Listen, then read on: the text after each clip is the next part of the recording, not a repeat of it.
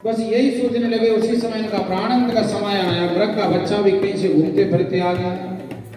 मृग का बच्चा भी देख करके समझने लगा कि अब मेरे मालिक देह को छोड़ करके जाने वाले हैं, देह को छोड़ करके जाने वाले हैं। और मृग के बच्चा में इनकी पूर्ण आसक्ति हो गई,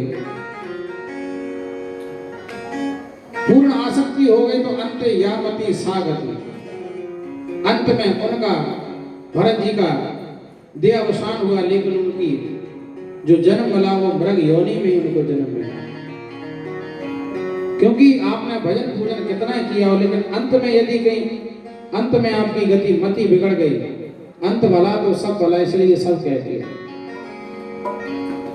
जैसे यदि आप फोटो खिंचाने के लिए घर से गए, बहुत सुंदर सज धज के बढ़िया गए, अच्छे कपड़े पहन के गए, साफ सुथरे कपड़े पहन के गए, और अपने घर से पैदल पैदल पैदल आप आए, पता चला स्टूडियो तक पहुंचते पहुंचते आपके ऊपर 5 किलो धूरा चढ़ गई, आपके बाल थे जो बिगड़ गए, चेहरे पर आकर के मिट्टी लिपट गई, और फोटो वाले के सामने तो जैसे आप खड़े हुए उसने तुरंत फोटो खींच दिया।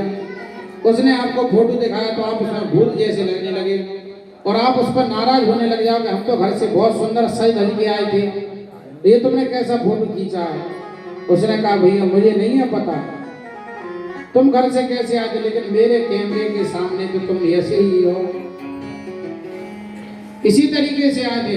इसलिए अंत में जैसा मति जैसे जहां हमारा मन फंसा रहता है उसी योनि की हमें प्राप्ति होती है। जन्म जन्म मोने जगतन धराए, जन्म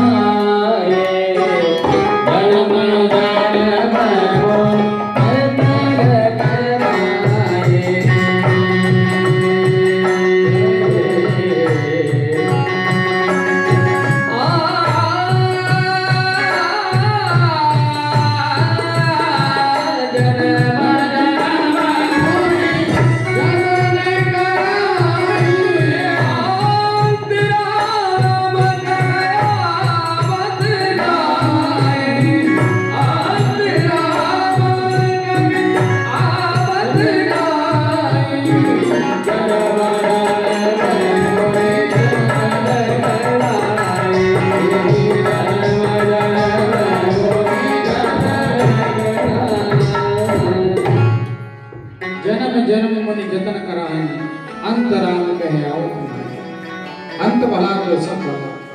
अंत समय उनकी जो मति थी, उनका मन था भगवान में न लग गए, उस मृग के बच्चा में लग गया। मृग का जन्म उनको धारण करना पड़ा। उन्होंने भी सोच लिया कि अब इस मृग के अपने झुंड से अलग हो गए, कहीं ऐसा ना मुझे भी स्त्री पुत्र परिवार में कहीं मेरा मन न लग जाए। उससे अलग हो गए अपने झुंड से, सूखी घास फूस खा करके रहने लगे। और एक दिन जंगल में दावानल नाम की अग्नि लगी, तो सारे जानवर तो भाग खड़े हुए, लेकिन सारे जानवर तो भाग खड़े हुए, लेकिन वह जल करके अग्नि में भस्म हो गए। ऐसा सुनते हैं कि दावानल लग गई। बताते हैं वह जल पीने के लिए गए, मृग रूप से भरत जी, और जल पीते इनको ध्यान आया कि इस देह का मैं क्या करूं, इस देह का तो मैं परित्याग कर दूं। उनको पूर्व स्मृति थी कि मैं मृग के प्रेम में फंसकर ही मैंने यह मृग शरीर धारण किया है, अब मैं इस देह को त्याग कर दूं। तो जल में डूबने के लिए जैसे गए, उधर एक ब्राह्मण आ गया। वह सब नदी के किनारे संध्या वंदन कर रहा था। जैसे ये डूबे तो उन्होंने उस ब्राह्मण को देख लिया। ब्राह्मण को देखा तो ब्राह्मण में उनका मन चला गया। अगले जन्म में भरत जी महाराज का पुनः जन्म हुआ। अब जब जन्म हुआ उनका, तो उनका जन्म ब्राह्मण परिवार में हुआ है। उनके अन्य भाई भी हैं, लेकिन पिताजी चाहते हैं कि मैं इनको वेद पाठ, गायत्री मंत्र इत्यादि पढ़ाऊं, वेद पाठ पढ़ाऊं, मैं इनको गायत्री मंत्र पढ़ाऊं। लेकिन भरत जी ने तो सोच लिया कि अब तक हम फंसते ही चले आ रहे हैं, फंसते ही चले आ रहे हैं। एक बार जन्म लिया, एक बार राजा बने, फिर दोबारा मृग बनना पड़ा। अब फिर शरीर लिया तो हम फिर ब्राह्मण कुल में हमने जन्म ले लिया। पिताजी उनको वेद मंत्र पढ़ाते हैं, गायत्री मंत्र पढ़ाते हैं। पिताजी कहते हैं बेटा मंत्र सुनाओ।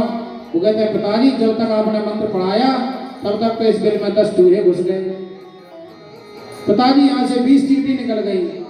पिताजी कहते हैं मूर्ख, मैं गायत्री मंत्र पढ़ा रहा हूँ तो चूहा चींटी बिल्लियों को गिन रहा है।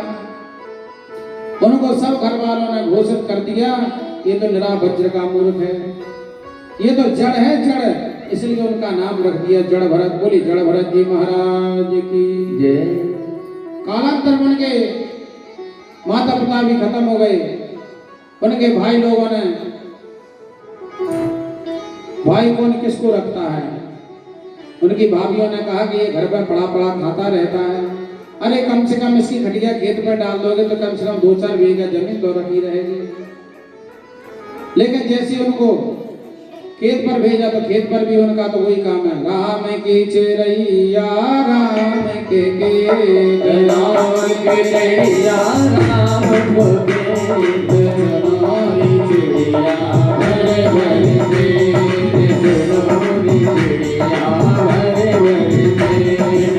राम की चिड़िया राम को खेत, राम की चिड़िया राम जी को खेत, हमारी चिड़िया भरे भरे खेत, हमारी चिड़िया भरे भरे खेत। खेत पर जाकर भी कोई भी जानवर आता है खाने के लिए फसल को वो आराम से खाता है। जड़ भरत जी नहीं रोकते, चिड़िया आकर के दाना चुनती है, वो किसी को नहीं भगाते। भाइयों ने जाकर के देखा तो सारी फसल उजड़ गई। उन्होंने कहा भैया ये तो घर में बना रहे, इससे तो वही अच्छा है। जड़ भरत जी महाराज को घर से भी निकाल दिया। वह जंगल में जाने लगे, जंगल में रहने लगे। जंगल में भीलों के सरदार ने मां भगवती से प्रार्थना की थी, काली मैया से, कि मेरे कोई संतान होगी तो मैं नर बलि दूंगा। भीलों के सरदार के कोई संतान हो गई, भीलों के सरदार के एक संतान हो गई तो भील के सरदार ने कहा कि जाओ किसी मनुष्य को लेकर आओ। किसी को कोई नहीं मिला तो जड़ भरत जी को पकड़ करके ले गए। जड़ भरत जी महाराज को खूब खिलाया पिलाया, खूब खिलाया पिलाया। उन्होंने कतई किसी से कुछ नहीं बोला। भद्रकाली के मंदिर में ले गए, तब भी उन्होंने कुछ नहीं बोला। जड़ भरत जी से कहा कि अपने गर्दन को झुकाओ। जड़ भरत जी ने गर्दन झुका ली, तब भी ये नहीं कहा कि हमारी तो मृत्यु होने वाली है। लेकिन जैसे ही वीरों के सरदार ने उनकी गर्दन को काटना चाहा, उसी समय मां भगवती भद्रकाली प्रकट हो गई। सही सोच जान साहिब देवी भद्रकाली को ससर्या। भद्रकाली मैया मूर्ति को फाड़ करके प्रकट हो गई और भद्रकाली मैया ने सारे जो भील थे सभी को नष्ट कर दिया। अरे मां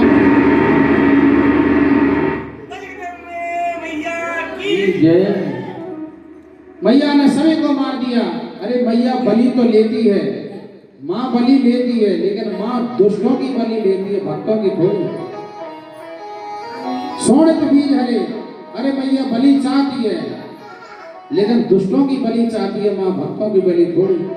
मैया ने कहा कि इतना अच्छा भक्त जो कई पीढ़ियों से मेरी भक्ति करता चला रहा है, आज उसकी बलि मेरे दरबार में दी जा रही है, मां से ये सहन नहीं हुआ। जड़ भरत जी ने देखा बहुत समय हो गया गर्दन को झुकाए हुए, कुछ हो ही नहीं रहा। जैसे उन्होंने देखा तो सारे मरे हुए पड़े थे। भद्रकाली मैया को प्रणाम करके चल दिए। ऐसा प्यार बहारे मैया, करों से लग जाऊं मैं। ऐसा प्यार बहारे मैया, करों से लग जाऊं मैं। सब अंधकार मिटा दे मैया, सब अंधकार मिटा दे मैया। दर्द तेरा बन पाऊं मैं। ऐसा प्यार